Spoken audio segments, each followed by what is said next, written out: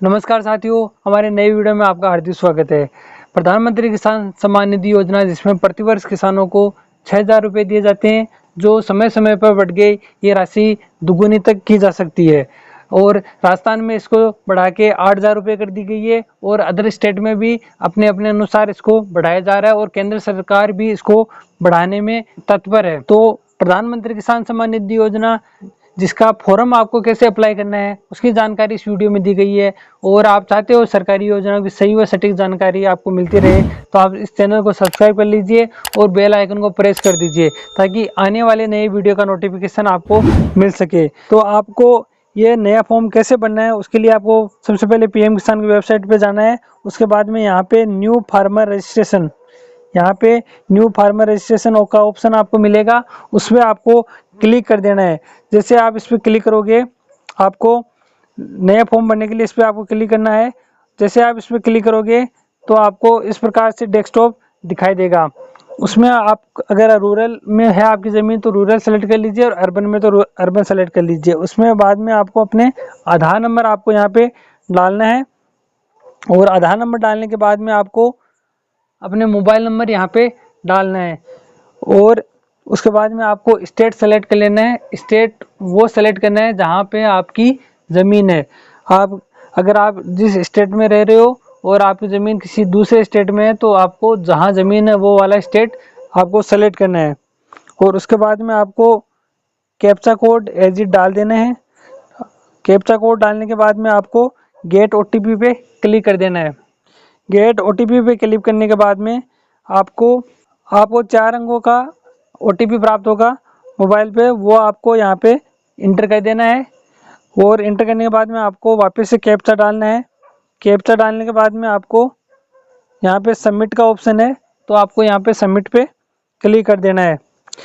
Submit पे आप जैसे क्लिक करोगे, उसमें आपको आधार में जो रजिस्टर्ड मोबाइल नंबर है उसमें आपके 6 अंकों के ओटीपी जाएंगे। तो आपको वो जो 6 अंकों के ओटीपी है वो आपको यहाँ पे आधार रजिस्टर्ड ओटीपी मोबाइल ओटीपी वहाँ पे आपको डाल देना है और कैप्चा कोड वापस से डालना है। उसके बाद में वेरीफाई आधार ओटीपी आप क्लिक करना है। जैसे आप वेरीफाई आधार ओटीपी क्लिक करोगे, इस प्रकार से आपका डिटेल्स हो जाएगी। अब आपको आपका जो डिस्ट्रिक्ट है वो सेलेक्ट कर लेना है, जहाँ आपकी ज़मीन है वो वाला डिस्ट्रिक्ट आपको सेलेक्ट कर लेना है। और उसके बाद में सब डिस्ट्रिक्ट आपको सेलेक्ट करना है, जहाँ आपकी तहसील ब्लॉक है वो वाला आपको सब डिस्ट्रिक्ट आपको सेलेक्ट कर लेना है। उसके बाद में आपको विलेज सेलेक्ट करना है। विलेज वही सेलेक्ट करना है कि आप जहाँ पे आपकी ज़मीन है वो वाला विलेज सेलेक्ट करना है। अगर आप रहते कहीं और आपकी ज़मीन कहीं है, तो आपको जहाँ ज़मीन है वो वाला विलेज यहाँ पे सेलेक्ट कर लेना है। और सेलेक्ट करने के बाद में बाकी जो डिटेल है वो आपके आधार से अपने आप यहाँ पे शो हो जाएगी। उसमें आपको सिर्फ कैटेगरी यहाँ पे आपको सेलेक्ट कर लेनी है और जो फार्मर टाइप है वो आपको सेलेक्ट करना है। अगर आप स्मॉल है तो स्मॉल, और अदर है अगर आपसे 1 या 2 हेक्टेयर के बाद की है ज़मीन है तो आप उसमें अदर सेलेक्ट कर सकते हो। और उसके बाद में आपको मोबाइल नंबर वगैरह इसमें ऑलरेडी शो होगा। और उसके बाद में आपको लैंड रजिस्ट्रेशन आईडी आपको यहाँ पे डालनी है। लैंड रजिस्ट्रेशन आईडी में आपको खाता संख्या यहाँ पे डाल देनी है और अपने जो राशन कार्ड नंबर है वो यहाँ पे आपको इंटर कर देना है।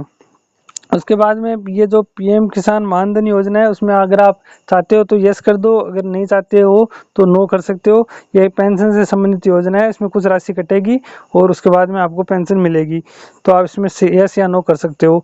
और उसके बाद में आपको ओनरशिप टाइप है, जो अगर आपकी सिंगल खातेदारी है तो सिंगल, और आप 6 खातेदार वाली ज़मीन है तो इसमें जॉइंट पे क्लिक करना है। उसके बाद में आपको अपनी जो लैंड डिटेल है उसमें ऐड करने के लिए ऐड पे क्लिक करना है। उसमें आपको सबसे पहले सर्वे खाता संख्या पे आपको यहाँ पे क्लिक करना है और उसमें आपको खसरा यहाँ पे खाता संख्या डाल देनी है और उसके बाद में खसरा संख्या डाल देनी है। और जो लैंड एरिया आपका जो जितनी भी ज़मीन है आपके, वो यहाँ पे आपको हेक्टेयर में डालनी है, तो आप यहाँ पे हेक्टेयर में डाल दीजिए। उसके बाद में आता है लैंड ट्रांसफ़र डिटेल। अगर आपकी ज़मीन 1 फरवरी 2019 से पहले की है तो बिफोर सेलेक्ट कर देना है, और बाद की है तो 1 फरवरी 2019 आफ्टर वाला सेलेक्ट कर देना है। और उसके बाद में आपको ये जो लैंड ट्रांसफ़र डिटेल है कि आपके नाम ज़मीन कैसे हुई है, उसमें आपको ये पॉइंट दे रखे हैं, उनमें से आपको सेलेक्ट करना है कि आपकी डेट ऑफ फादर की वजह से हुई है या डेट ऑफ हस्बैंड की वजह से हुई है। जो भी आपका जो म्यूटेशन है उसके अनुसार आपको ये भर लेना है। उसके बाद में आता है डेट ऑफ वेस्टिंग का है, आपको म्यूटेशन की जो तारीख है आपकी कब म्यूटेशन हुआ वो डिटेल यहाँ पे आपको डाल देनी है कि आपका म्यूटेशन इस तारीख को हुआ है। उसके बाद में आपको जो प्रीवियस ओनर है उनके आधार नंबर यहाँ पे आपको डालना है। आधार नंबर डालने के बाद में आपको यहाँ पे ऐड पे क्लिक कर देना है। आप जैसे ऐड पे क्लिक करोगे ये डिटेल यहाँ पे इस प्रकार से आपको शो हो जाएगी और ये जो डिटेल है वो आपकी सेव हो गई है।